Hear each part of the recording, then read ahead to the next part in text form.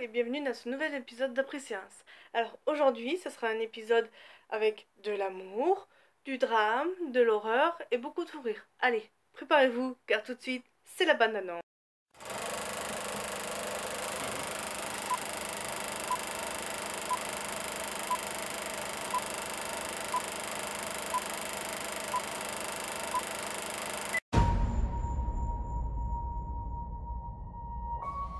Eh, dites, on est obligé d'aller dans un trou paumé comme ça? Ce château. Eh, on dirait un décor de film. Bah voilà, je le sentais, y a pas de réseau. Oh putain, non. Sérieux? Ouais, 0 bar. J'ai fait une petite angoisse, mais ça va mieux, ça va mieux. Nickel.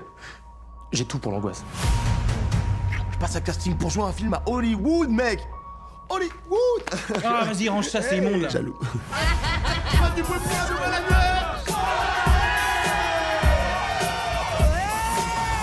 On n'est pas tout seul! Je l'ai vu, il avait des grandes cornes. Des grands yeux. Est-ce que quelqu'un a un mouchoir? Ta gueule. Montrez-moi votre côté félin. Ouais. Alors, quelle est la cible? Mammifère ou être humain? C'est vraiment la pire soirée de toute ma vie.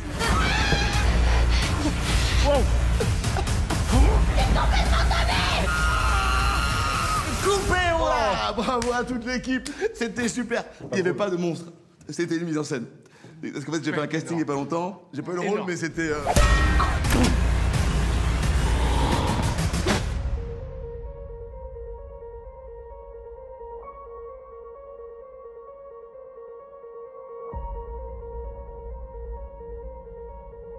Oh putain, j'ai une barre. De quel bar tu parles?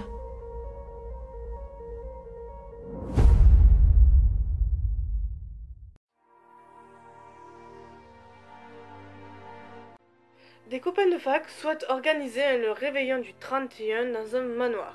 Nadine trouve une location pas très chère parmi toutes celles du secteur.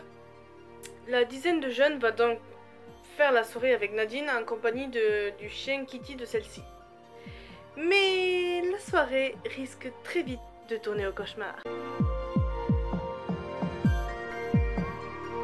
Dans ce film, on a le casting qui est assez équilibré, car on a Kemar dans le rôle de Fabrice, Natou dans le rôle de Nadine, Ludovic dans le rôle de Bruno, Jérôme Niel dans le rôle de Stéphane, Mister V qui est Jamal, Vincent Tyrell qui est Drazik, Vanessa Guide qui est Sam, Delphine Baril qui est Jess, Baptiste Lorbe qui est Enzo et Lila Lacombe qui est Charlotte, la cousine de Sam.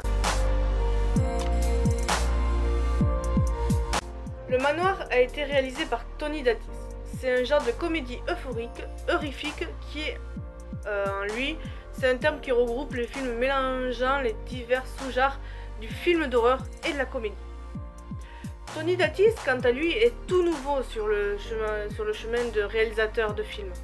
Mais en tant que réalisateur que court-métrage comme Zéro, qui est sorti en 2014, ou de clips comme Sur ma route ou Madame Pavoshko de Black M, notre cher réalisateur de films a quand même fait des clips de pas mal d'autres chanteurs. À part Black M, il a fait Zaz, il a fait Skrillex, il a fait Birdie, il a fait Soprano, il a fait Katy Perry, C2C, PZK, Amel Bent et j'en passe. Il a eu aussi des awards et des nominations, mais cela serait trop long à expliquer. Pour revenir au scénario, il est bien monté. Je ne serais jamais douté que ce soit Nadine et Fabrice qui... Ouais, non, je vous laisse, parce que sinon c'est du spoil.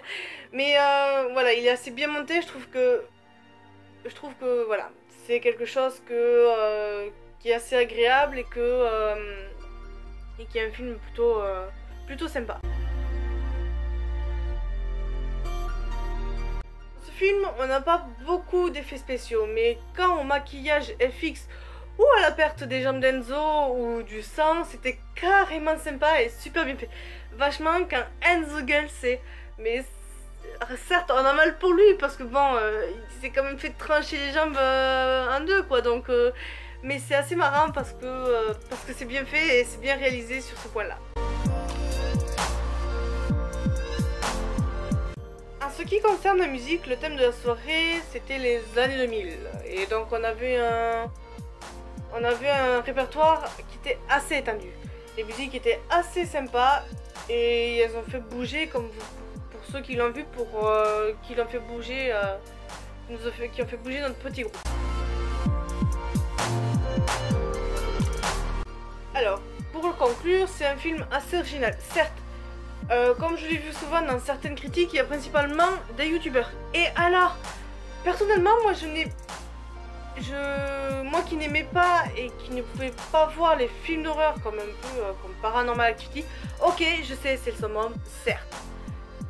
Ou d'autres films de ce genre, c'est un film qui m'a un peu relié avec ce genre-là.